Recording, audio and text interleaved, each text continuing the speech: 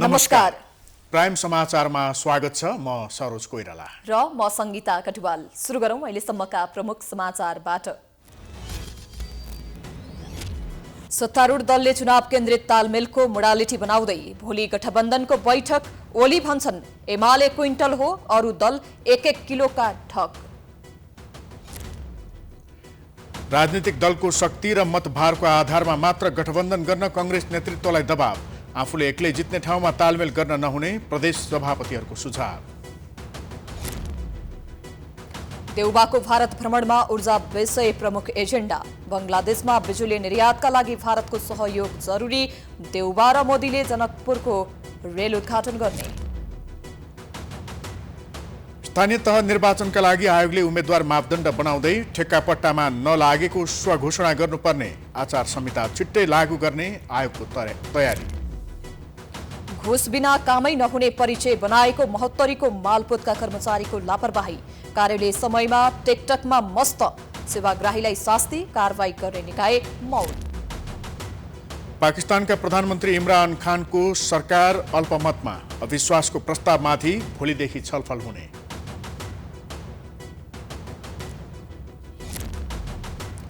र त्रिकोणात्मक टी20 अन्तर्राष्ट्रिय सिरिजमा नेपालको लगातार दोस्रो जित। मलेसियालाई 6 विकेटले हराएपछि फाइनल नजिक।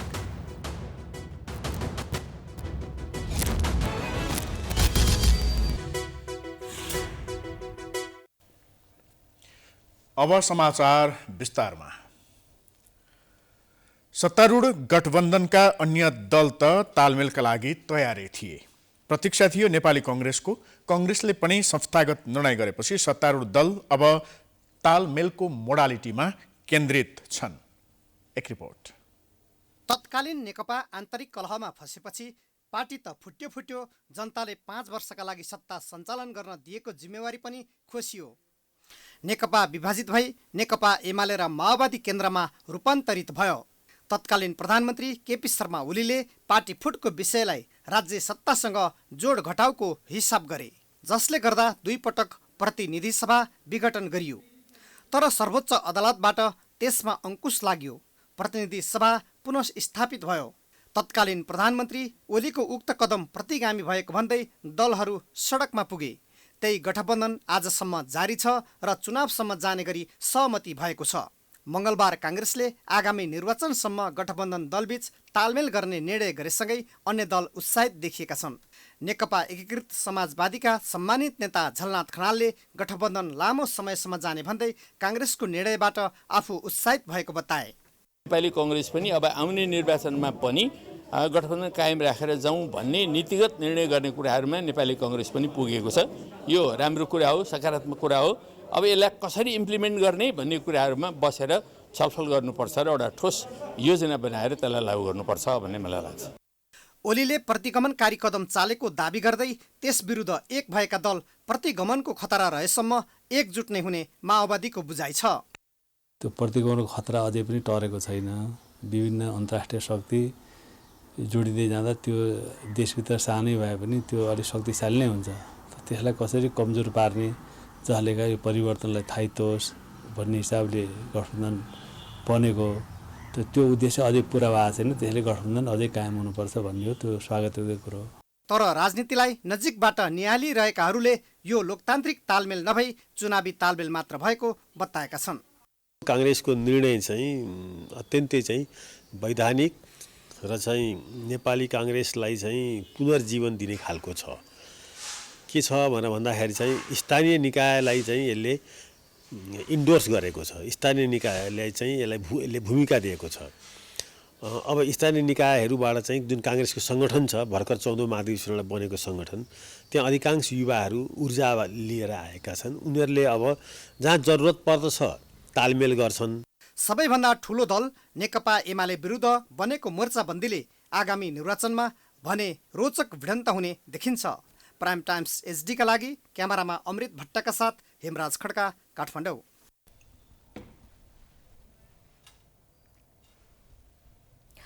सत्तारूढ गठबन्धन बीच तालमेल गर्ने कंग्रेसको निर्णय सँगै 6वटा महानगरमा भागबण्डा गर्ने विषयमा दलहरू आन्तरिक गृह कार्यमा छन्। भोलि गठबन्धन दलको बैठकमा यस विषयले औपचारिक प्रवेश पाउने देखिन्छ। सत्तारूढ गठबन्धनका दलहरू महानगरमा कसरी भागबण्डा गर्दैछन् त? एक रिपोर्ट। सत्तारूढ गठबन्धनका दलहरू महानगरमा कसरी दलीय भागबण्डा गर्ने भन्नेमा अनौपचारिक छलफलमा जुटिसकेका छन्। कंग्रेसले संस्थागत रूपमा तालमेल गर्ने निर्णय गरेसँगै गठबन्धन दल बिहिबार छलफलमा जोड्दैछन्। सत्ता गठबन्धनका लागि सबैभन्दा पेचिलो बनेको छ भरतपुर महानगरपालिका। केन्द्रले गठबन्धन गरे पनि स्थानीय कंग्रेस नेतृत्व माओवादीलाई मेयर दिन असहमत छ।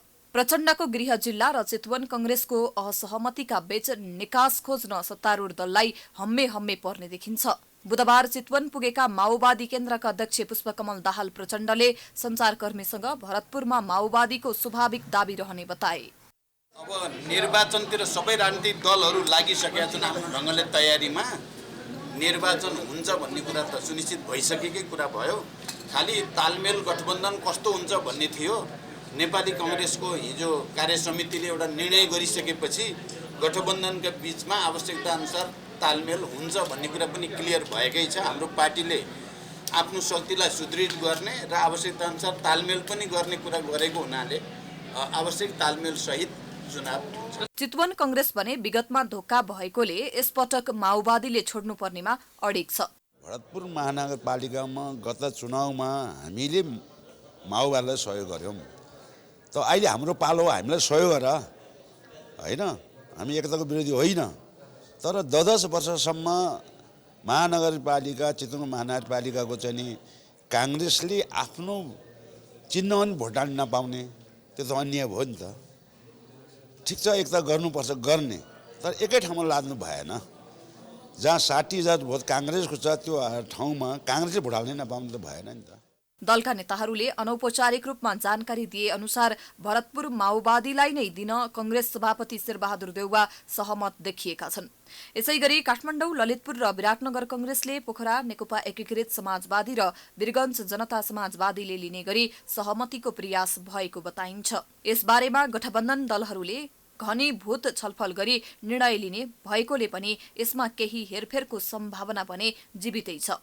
गठबन्धन गरे पनि आन्तरिक पार्टी व्यवस्थापन र गठबन्धन दलबीच व्यवस्थापन भने दलहरूका लागि फलामको चिउरा जस्तै हुने आंकलन गरिएको छ। सत्तारूढ गठबन्धन दल बीच चुनावमा तालमेल हुने भएसँगै एमालेलाई धक्का लाग्ने विश्लेषण भइरहँदा अध्यक्ष केपी शर्मा ओलीले जति दलको गठबन्धन भए पनि फरक नपर्ने प्रश्न पारेका छन्। कंग्रेसले गठबन्धन दलबीच तालमेल गर्ने औपचारिक निर्णय गरेको भोलिपल्टै ओलीको यस्तो अभिव्यक्ति आएको हो। एक रिपोर्ट।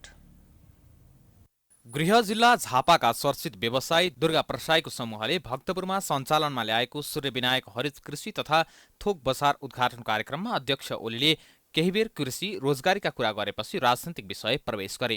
मंगलबार कांग्रेसले संस्थागत निर्णय गरेर गठबन्धनमा जाने बताएसँगै धेरैले एमालेको प्रतिक्रियालाई चासोका साथ हेरेका थिए। त्यही बुझेर पनि होला अध्यक्ष ओलीले आफ्नो पुरानो ठट्टौली लवजमै गठबन्धन र आफ्नो दलको तुलना गर्दै एमाले क्विन्टल र अरू 5 दल 1-1 किलोको ढक जसरी तराजुमा जोखिन खोजेको बताए। गठबन्धन गरेका छन्, अप्ठ्यारो पर्छ कि भनेर मैले भन्ने गरेछु।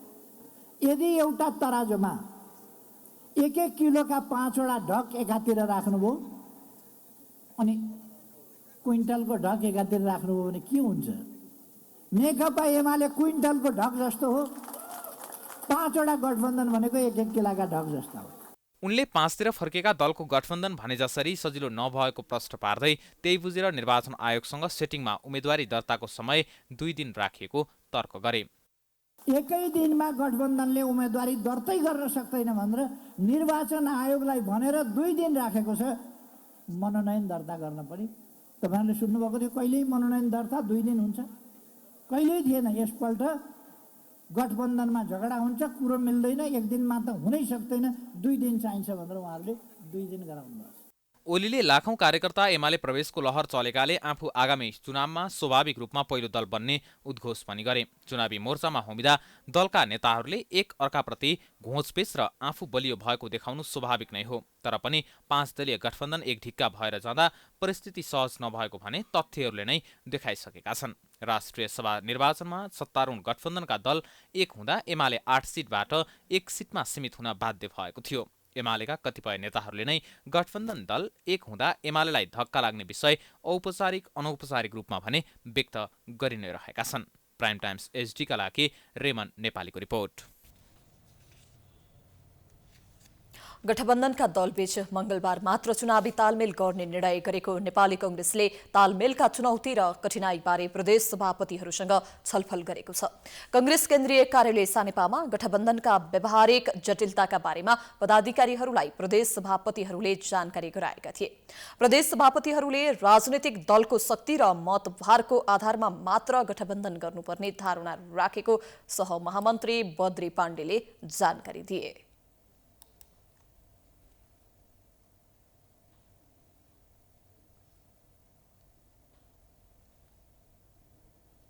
टिकट वितरण गर्ने ठाउँहरू केन्द्र, प्रदेश, जिल्ला र प्रतिनिधि सभा निर्वाचन क्षेत्रीय समिति उनीहरूका बीच समन्वयको स्थिति पनि कसरी निर्माण गर्ने यो एउटा विषयमा हामीले छलफल गर्यौं। र अर्को तालमेलमा जाँदैछौँ। हामी सत्ता गठबन्धनमा भएका राजनीतिक दलहरूसँग तालमेलमा जाँदैछौँ। तालमेलमा जाने सन्दर्भमा त्यसका जटिलता के हुन सक्छन्, व्यावहारिक जटिलताहरू के हुन सक्छन्, यो विषयमा पनि हामीले प्रारम्भिक छलफल गर्यौं। र अब यसपछि बस्ने बैठकहरूले यो सबै कुरालाई एउटा निर्क्युल गर्ने, एउटा दिशा बोध गर्ने र व्यवस्थित गरेर लैजाने आज समझदारी भएको छ। आफ्नो संगठन चुस्त र सशक्त रहेको ठाउँमा गठबन्धनका नाममा अन्य दलका उम्मेद्वारलाई सहयोग गर्न नसकिने पनि प्रदेश सभापतिहरूले स्पष्ट गरेका थिए।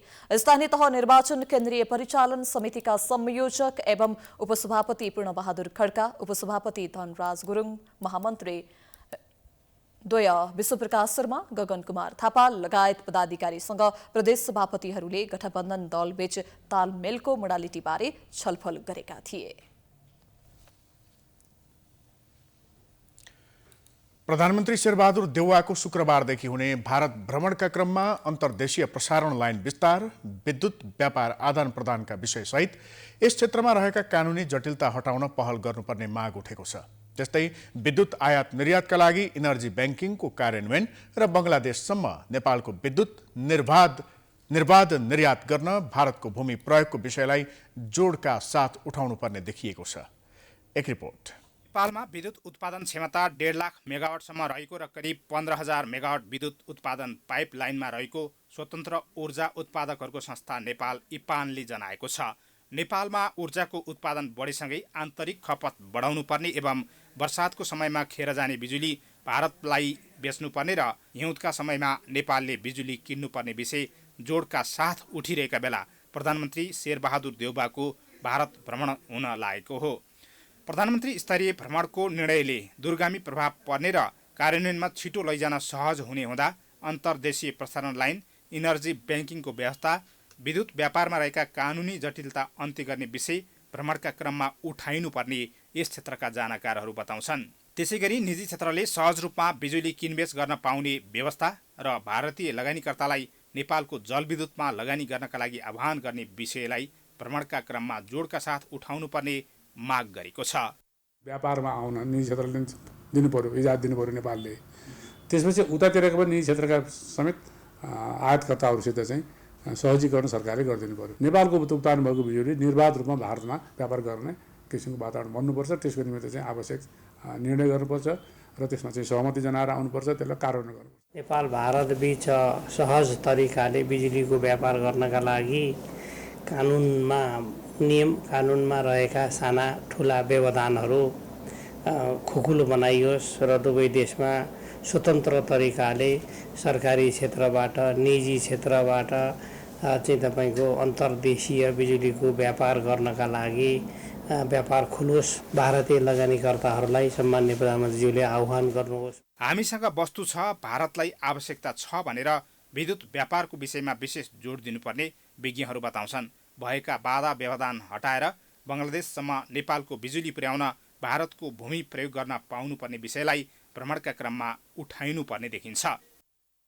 बङ्गलादेशमा बिजुली बेच्ने भन्ने बित्तिकै भारतको बाटो भएर लैजाने हो, अर्को उपाय छैन हामीसित। भारतको सहमति चाहिन्छ, भारतको चाहिँ त्यसमा चाहिँ संलग्नता चाहिन्छ र भारतले हामीलाई निर्वाध रूपमा चाहिँ परिवहन जसरी परिवहन हामी चाहिँ सामानहरू ल्याइरहेका छौँ विदेशबाट कलकत्ता अथवा अरू पोर्टहरू अरू नगाहरू प्रयोग गरेर, त्यस्तै भारतको भूमि प्रयोग गरेर हाम्रो बिजुली चाहिँ बङ्गलादेशमा जान दिने कुरामा पनि उठाउनुपर्छ र यो पटक उठाएको छ औपचारिक अनौपचारिक रूपमा, तर यो पोलिटिकल लेभलमा निर्णय गरेर यसलाई चाहिँ टुङ्गाउनुपर्छ। यसैगरी भारतले कोइला अर्थात् कालो ऊर्जा उत्पादन गरिरहेको र नेपालबाट जलविद्युत अर्थात् सेतो ऊर्जा उत्पादन हुने हुँदा वातावरण मैत्री सेतो ऊर्जाको प्रयोगमा जोड दिन भारतलाई सहमत गराउन सक्नुपर्ने पनि यति बेलाको आवश्यकता ठानिएको छ। अहिले यो भारतमा जुन कोइलाको मूल्य वृद्धिका कारणले यो कालो ऊर्जाको उत्पादन छ यसलाई कम गरिराखेका छन्। यसलाई चाहिँ सेतो ऊर्जा जलविद्युतले प्रतिस्थापन गर्नुपर्छ र यस मार्गमा दुई देशको सरकारको बिचमा, सरकारी पदाधिकारीहरूको बिचमा र निजी क्षेत्रका उद्योग व्यवसाय छाता सङ्गठनहरूको बिचमा चाहिँ राम्रो गृहकार्य बाटो खोलिदिनुपर्छ। ऊर्जाका लागि भारत नेपालको ठूलो बजार हो। क्षेत्रीय रूपमा भारत हुँदै बङ्गलादेश र अन्य छिमेकी देशहरूमा समेत भारतको बाटो हुँदै बिजुली निर्यातको सम्भावना धेरै छ। देशको समृद्धिका लागि नेपालमा उत्पादन हुने बिजुली बिक्री गरेर मनग्गे आम्दानी गर्न सकिने र सँगसँगै उत्पादनका लागि पनि लगानीकर्तालाई आकर्षित गर्न भ्रमणले विशेष जोड दिनुपर्ने सरोकार पक्ष बताउँछ। प्राइम टाइम्स एचडीका लागि क्यामेरामा अमृत भट्टका साथ हरिशरण नेउपाने, काठमाडौँ। लामो समयदेखि नेपालीले यात्रा गर्न चाहेको जनकपुरको रेल अब चल्ने भएको छ। शुक्रबारदेखि भारत भ्रमणमा निस्किने प्रधानमन्त्री शेरबहादुर देउवा र भारतीय प्रधानमन्त्री नरेन्द्र मोदीले संयुक्त रूपमा उद्घाटन गरेपछि रेल सञ्चालनमा आउने भएको हो। एक रिपोर्ट। चैत 18 गतेदेखि प्रधानमन्त्री शेरबहादुर देउवा छिमेकी मुलुक भारतको भ्रमणमा जाने भएसँगै रेलको घुम्टो खुल्ने भएको छ। भ्रमणको दोस्रो दिन 19 गते शनिबार प्रधानमन्त्री देउवा र समकक्षी मोदीले नयाँ दिल्लीबाट भर्चुअल माध्यमबाट संयुक्त रूपमा रेलको उद्घाटन गर्ने भएका हुन्। त्यसको लागि रेल विभाग र नेपाल रेलवे कम्पनीले सम्पूर्ण तयारी पूरा गरेका छन्। उद्घाटन पश्चात जयनगरदेखि कुर्थासम्म नियमित रूपमा 2टा रेल चल्नेछन्। कुर्थादेखि जयनगरसम्मको यात्रामा सामान्य सिटको 70 रुपैयाँ र एसी सिटको 300 रुपैयाँ भाडा दर कायम गरिएको छ। दुईवटा रेल सेटको कुल यात्रु क्षमता 1350 जना छ। रेल सञ्चालनका लागि चैत 8 मा राष्ट्रपति कार्यालयबाट रेलवे अध्यादेश जारी भइसकेको छ। गत वैशाख र मङ्सिरमा जारी भएका अध्यादेश निष्क्रिय भएपछि सरकारले पुनः अध्यादेश ल्याएको हो। रेल चलाउन भारतबाट 1 वर्षका लागि 26 प्राविधिक ल्याइएको छ। यस्तै 60 नेपाली कर्मचारीले रेल सञ्चालनको तालिम लिएका छन्। यो तयारीसँगै बहुप्रतीक्षित रेल सञ्चालनमा आउने पक्का भएको हो। अब स्ट्यान्डर्ड अपरेटिङ प्रोसिजर्स थिएन, त्यो पनि हामीले दुवै पक्षले त्यसमा साइन गर्यौँ। अब पूर्वाधारहरू हस्तान्तरण भएका थिएनन्, ती पनि अहिले हामीले हस्तान्तरण गरेर हामीले बुझिसकेका छौँ र अहिले आएर कानुन पनि बनिसकेको छ। बनेका संरचनाहरू जति छन् त्यसको टेस्ट भइसकेको छ, स्पिड ट्रायल भएको छ र साथै भारतीय रेल मन्त्रालयबाट समेत त्यो ट्र्याकको परीक्षण भएको छ। भनेपछि अब सबै कुरो तयारी अवस्थामा छ र हामीले ट्र्याकको परीक्षण भइसकेपछि ड्राई रनको रूपमा अब पनि हामीले ट्रेन अहिले चाहिँ चलाइरहेका छौँ। त्यस्तै प्रधानमन्त्रीको भारत भ्रमणका क्रममा रेल विज्ञ तयार गर्न छात्रवृत्ति कार्यक्रम, त्यहाँका कलेजमा रेलवे इन्जिनियरिङको पढाइ र नेपालका कलेजमा उक्त विषय पढाउन पाठ्यक्रम बनाउने सम्बन्धी लगायत समझदारी पत्रमा हस्ताक्षर गर्ने तयारी छ। जयनगर, जनकपुर, कुर्था, बिजलपुरा, बर्दिवास खण्ड भारतको सहयोगमा बन्दैछ। जयनगर, जनकपुर, कुर्था खण्डमा ब्रोड गेज रेलवे लिक ओछ्याउने काम 2 वर्ष अघि सकिएको छ।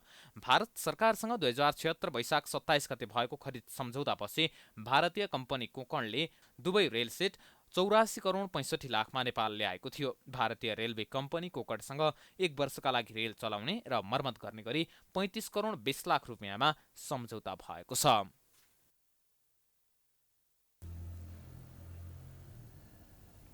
समाचारको सिलसिला जारी छ। हामी विश्रामपछि आउँछौं। बाँकी समाचारको साथमा विश्रामपछि स्वागत छ। अब बाँकी समाचार। स्थानीय तहको चुनावमा उम्मेदवारी दिँदा उम्मेदवारले 19 बुँदे स्वघोषणा गर्नुपर्ने भएको छ। निर्वाचन आयोगले स्थानीय तह निर्वाचन निर्देशिका 2079 जारी गर्दै उम्मेदवारले 19 बुँदे स्वघोषणा गर्नुपर्ने व्यवस्था गरेको हो। जारी निर्देशिका अनुसार उम्मेदवारले आफू कुनै पनि ठेक्का पट्टामा नरहेकोदेखि सरकारी सेवा सुविधा नलिएको स्वघोषणा गर्नुपर्नेछ। नेपालको संविधानप्रति पूर्ण निष्ठावान रहेको, कुनै पनि सरकारी संस्थाबाट पारिश्रमिक वा सुविधा पाउने गरी बहाल नरहेको, सरकारी लाभको पदमा नरहेको, प्रतिनिधि सभा वा प्रदेश सभा सदस्यको समानुपातिक निर्वाचन प्रणालीतर्फ उम्मेदवारको बन्द सूचीमा नाम नरहेको, स्थानीय तहलाई जिन्सी वा नगद बुझाउन बाँकी नरहेको स्वघोषणा गर्नुपर्नेछ। उम्मेदवार हुने व्यक्तिले प्रतिनिधि सभा र प्रदेश सभा सदस्यको समानुपातिकको बन्द सूचीमा नभएको स्वघोषणा समेत गर्नुपर्नेछ। उम्मेदवारहरूले विदेशमा स्थायी आवासीय अनुमति पत्र DVPR नलिएको स्वघोषणा गर्नुपर्ने व्यवस्था गरिएको छ अनि न्यायिक वा अर्धन्यायिक निकायबाट लागेको कैद, सजाय र जरिवाना तिर्न बाँकी भए बुझाउनुपर्ने व्यवस्था पनि गरेको छ। निर्वाचन आयोगले स्थानीय तह निर्वाचन सम्बन्धी कानुनमा भएको व्यवस्था र केही थप अवधारणा अघि सारेर उम्मेदवारहरूले स्वघोषणा गर्नुपर्ने विषयवस्तु सार्वजनिक गरेको हो। आयोगले केही दिनभित्रै निर्वाचन आचार संहिता लागू गर्ने तयारी गरेको छ।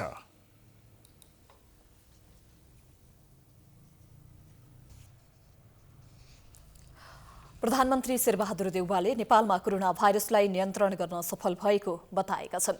श्रीलङ्कामा जारी बंगालको सहयोगका प्रयास बेमेस्टेकको 5औं सम्मेलनमा भर्चुअल माध्यमबाट सम्बोधन गर्दै प्रधानमन्त्री देउवाले कोरोना नियन्त्रणमा नेपाल सफल भएको बताएका हुन्। उनले दिगो विकास र शान्तिको लागि बेमेस्टेक सहित निजी साझेदारको आवश्यकतामा जोड दिएका छन्। Gravity and urgency in inequalities both within and among the nation are deepening and ideals of cooperation, collaborations, solidarity are wavering. These problems also further exacerbated by emerging threat. देउवाले सबै देशको एक आपसमा सहयोग आदान प्रदानले जस्तोसुकै प्राकृतिक विपदलाई परास्त पार्न सकिने धारणा राखेका थिए। उनले दिगो विकास लक्ष्यलाई पूरा गर्नुपर्ने धारणा राख्दै भर्खरै मात्र अल्प विकसित देशबाट माथि उठेको देश नेपाललाई यो लक्ष्य महत्त्वपूर्ण भएको बताए। आयोजक बाहेक अन्य राष्ट्रका प्रमुखहरूले पनि भर्चुअल रूपमै सम्बोधन गरेका छन्। सम्मेलनमा आयोजक श्रीलङ्का, बंगलादेश, भारत, भुटान, नेपाल, थाइल्याण्ड र म्यानमार सहभागी छन्।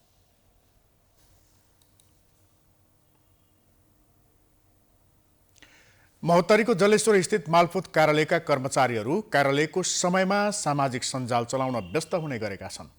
कर्मचारीको लापरवाहीका कारण सामान्य कामका लागि पनि कार्यालय पुगेका सेवाग्राहीहरू घण्टौं कुर्नुपर्ने बाध्यता छ। कर्मचारीको कामको बारेमा भने मालपोत कार्यालयले होलीको उमङ्गमा केही गतिविधि गरेको जनाएको छ। एक रिपोर्ट।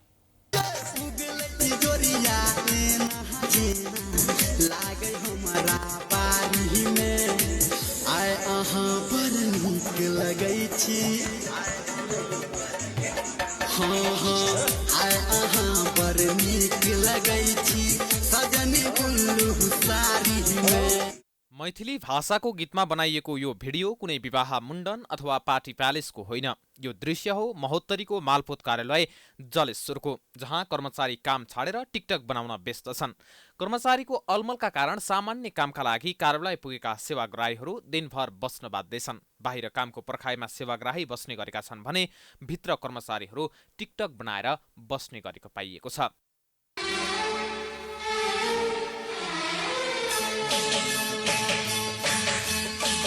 तुम्हें दिल से कैसे जुदा हम करेंगे, तुम्हें दिल से बिना काम नै नहुने कार्यालयको नामले परिचित मालपोत कार्यालय जलेश्वरको कार्यकक्षभित्र भइरहेको अन्य गतिविधिका बारेमा प्राइम टाइम्स टेलिभिजनले जानकारी पाएपछि कार्यालय पुगेको थियो। कार्यालयका कर्मचारीलाई कार्यालयभित्र टिकटक बनाउन मिल्छ र भन्ने प्रश्न गर्दा कर्मचारीले गैर जिम्मेवार जवाफ दिएका छन्।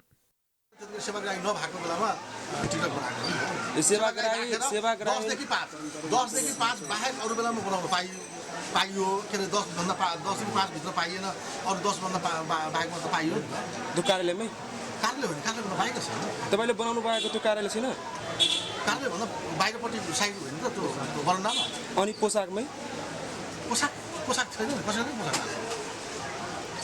पोसाक थिएन हेर्नु भएको भिडियो पोसाक छैन अधिकार कसरी गरेको छैन होलीको दिन अफिस सकाएर अनि के एउटा केटा आयो मलाई त्यो बाल राखिदिए म पनि होलीको घुमा त्यो अफिस सकिसकेँ ठिकैको स्टाफ भन्छ त हामीले अब अर्को अफिसको बेला मात्रै गरेको अफिसको बेला हामी त गरेन त्यो अफिस समय थिएन अफिसको कक्ष छैन त हामीले जानेको बेला गरेर देश र जनताप्रति वफादार भएर काम गर्ने दायित्व बोकेका राष्ट्र सेवक कर्मचारीको गैर जिम्मेवार जवाबपछि प्राइम टाइम्स टेलिभिजनको टोली कार्यालय प्रमुख कहाँ पुगेको थियो। कार्यालय प्रमुख इजहार आलमले कर्मचारीले होलीको उमङ्गमा केही गतिविधि भएको स्वीकार गरेका छन्।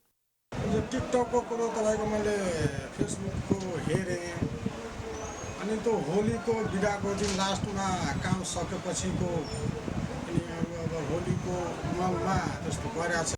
प्राइम टाइम्स टेलिभिजनले यसअघि पनि मालपोत कार्यालयको अनियमितताका बारेमा समाचार सम्प्रेषण गरेको थियो, जसमा कार्यालय प्रमुख आलमले कार्यालयको गतिविधिका बारेमा सीसीटीभीबाट निगरानी गर्दै आएको बताएका थिए। तर कार्यालयभित्रै भएको अमर्यादित क्रियाकलापले प्रमुख आलमको नैतिकतामाथि प्रश्न समेत उठाएको छ।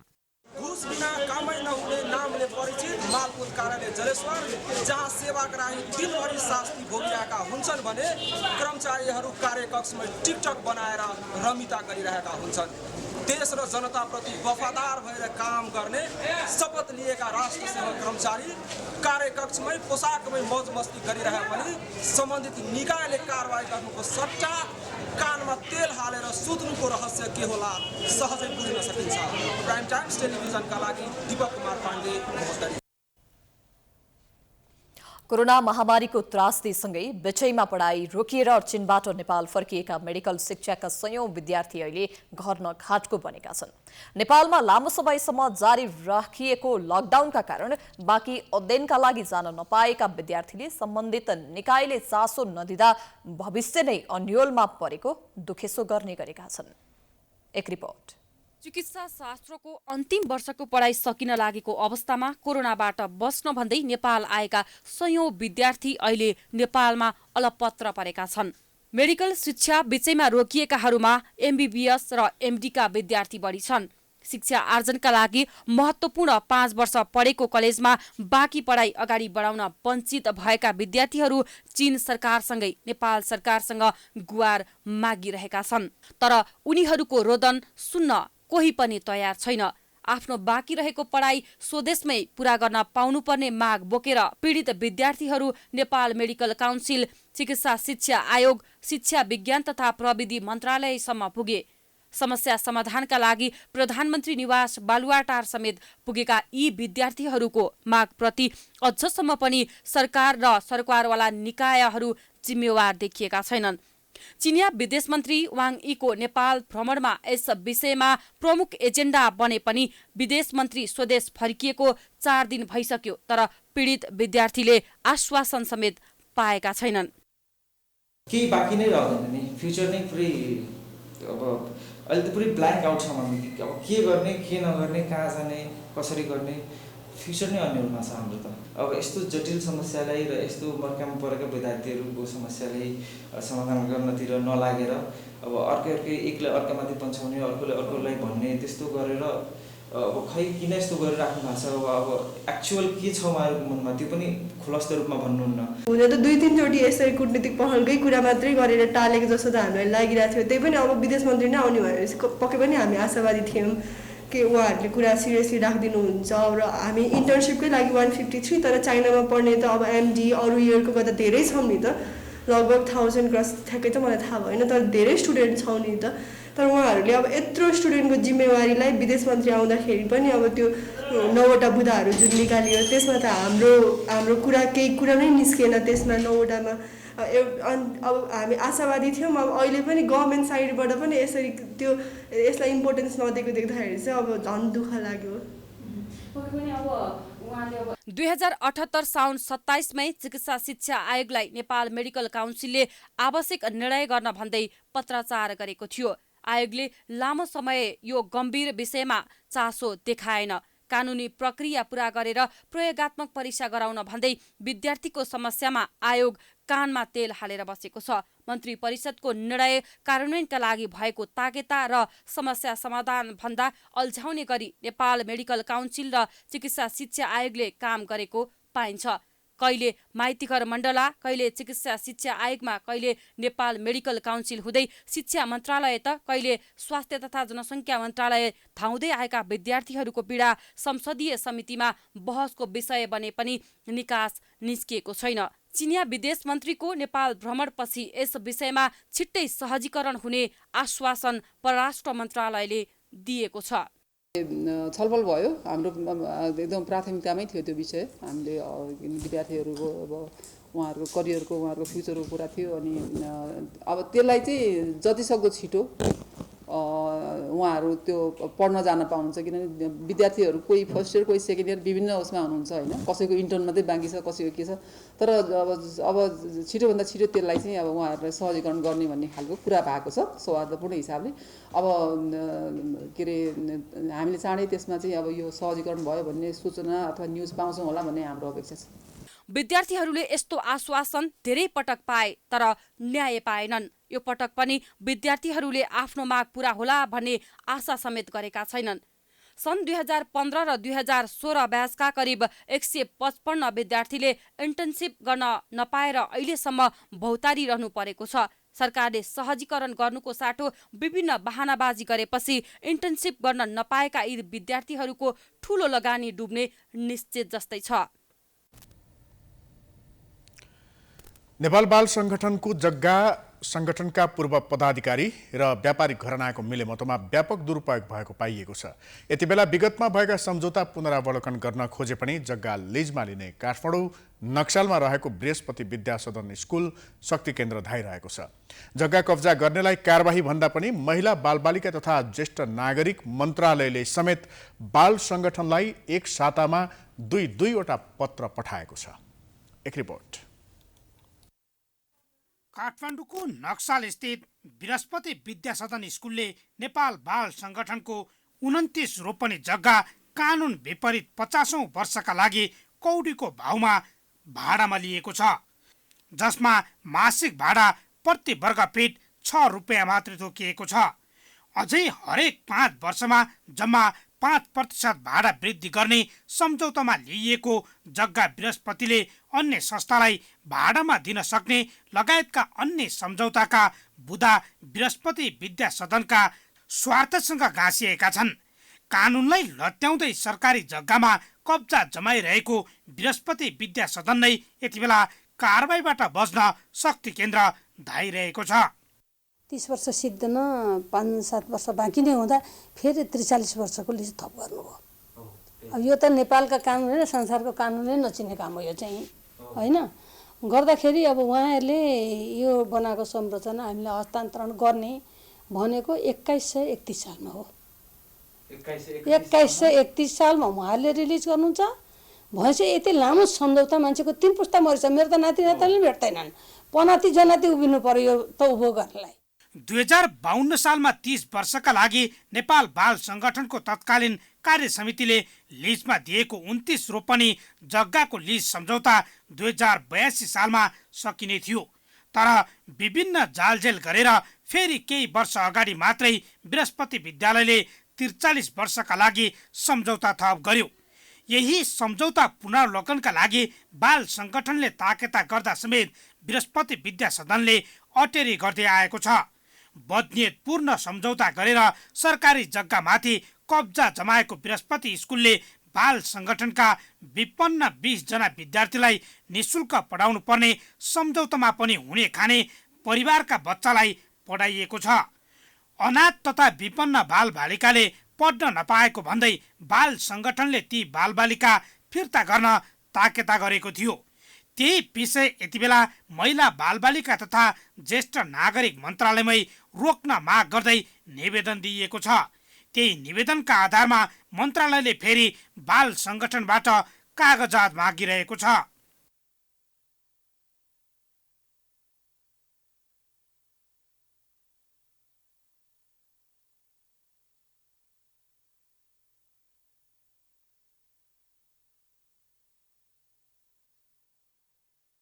बृहस्पति विद्या सदनले भने यस विषयमा परिपक्व निर्णय भएको दावी गर्दै आएको छ। तर अहिले आएको नयाँ कार्यसमितिले भाडाको विषयमा पुनरावलोकन गर्न खोजे पनि बृहस्पति बहानाबाजी गर्दै भागिरहेको छ। र सहमति सकिएपछि जब यो सहमति टुङ्गिन्छ त्यसपछि चाहिँ यो सम्पूर्ण भौतिक सम्पत्ति चाहिँ बाल सङ्गठनको नाममा हुनेछ भन्ने पनि त्यो एग्रिमेन्ट हो। सो उहाँले नै यो कन्स्ट्रक्सन अथवा त्यो सहमतिले नै मागेको पनि हो। तर यति लामो कुन कानुनको आधारमा भन्ने कुराको आन्सर चाहिँ अब अग्रिमेन्टमा जे छ त्यही छ मात्रै भन्न सक्छु मैले। एउटा प्रतिष्ठित स्कुलले खुल्ला सरकारी जग्गा अतिक्रमण गर्ने, कानुनसँग बाजिने गरी लामो समयको सम्झौता गर्ने अनि अनाथ असहायको नाममा हुने खाने पहुँचवालाहरूकै छोराछोरी पढाउने बदनियत काम गरिरहेको विषयमा पटक पटक पत्र काटेर पन्छिन खोज्ने कि सरकारी जग्गालाई कौडीको भाउमा कब्जा गरेर लुट मचाउनेहरूमाथि कारबाही गर्ने, यो प्रश्न महिला बालबालिका तथा ज्येष्ठ नागरिक मन्त्री उमा रेग्मीलाई। विद्या सदन मात्रै होइन, बाल सङ्गठनका थुप्रै जग्गा यति बेला विभिन्न कम्पनीहरूले भाडामा लगाएर लाखौं कमाएर केही हजार मात्रै भाडा तिरिरहेका छन्। समाचारको सिलसिला अझै जारी छ, हामी विश्रामपछि आउँछौँ। बाँकी समाचारको साथमा विश्रामपछि पुनः स्वागत छ। अब आर्थिक समाचार।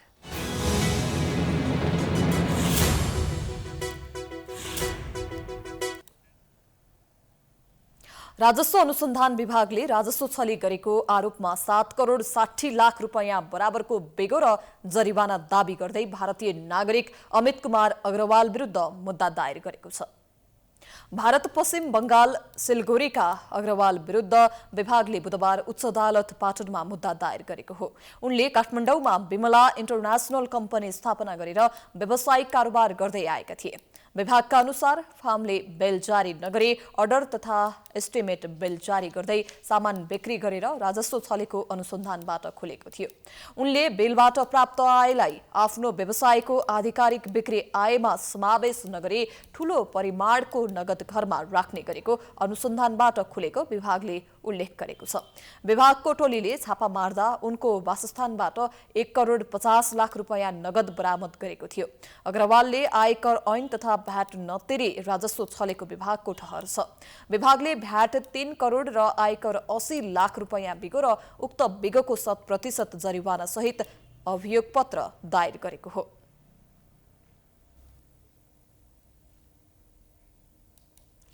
अब अन्तर्राष्ट्रिय समाचार।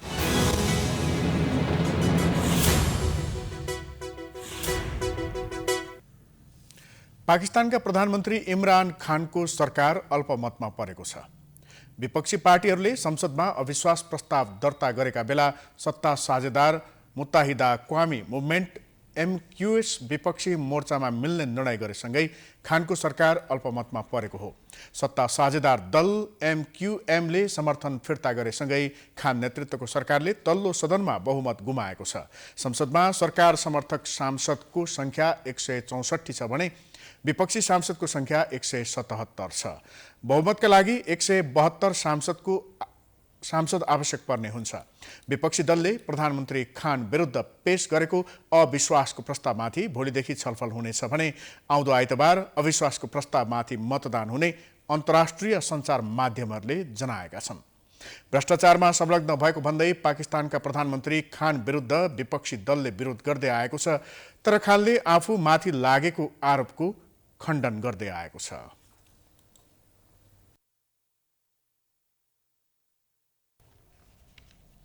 अब खेलकुद समाचार।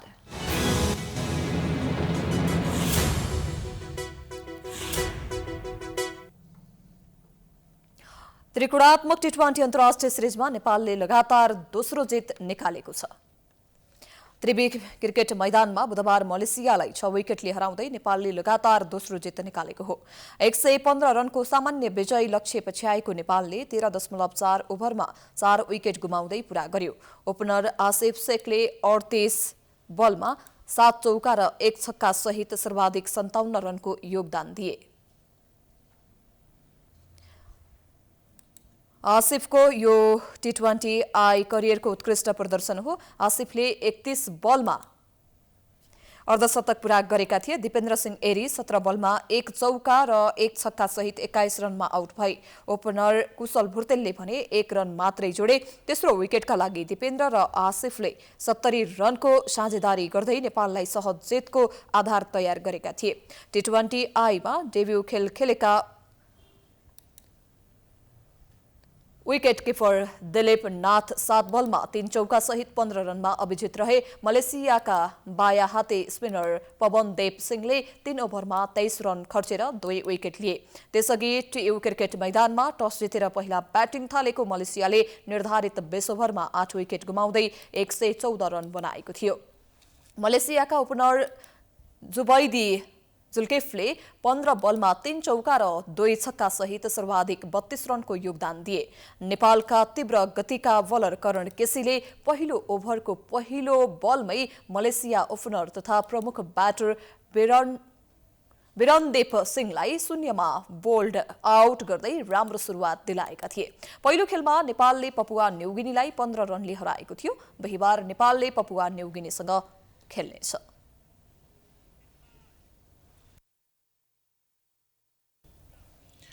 यससँगै हामी समाचारको अन्त्यमा आइपुगेका छौं। जाँदा जाँदै प्रमुख समाचार पुनः एकपटक।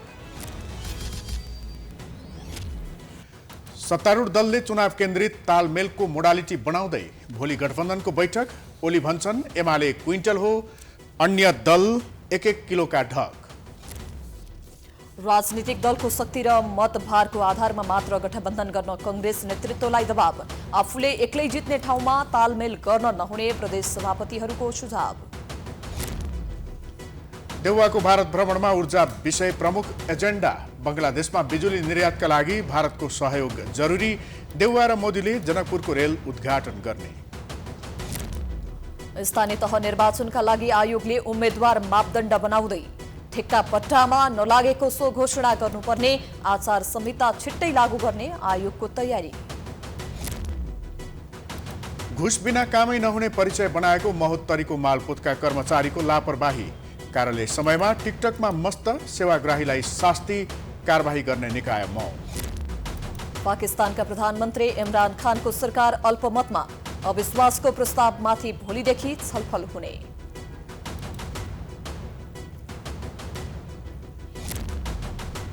र त्रिकोणात्मक T20 अन्तर्राष्ट्रिय सिरिजमा नेपालको लगातार दोस्रो जित। मलेसियालाई 6 विकेटले हराएपछि फाइनल नजिक।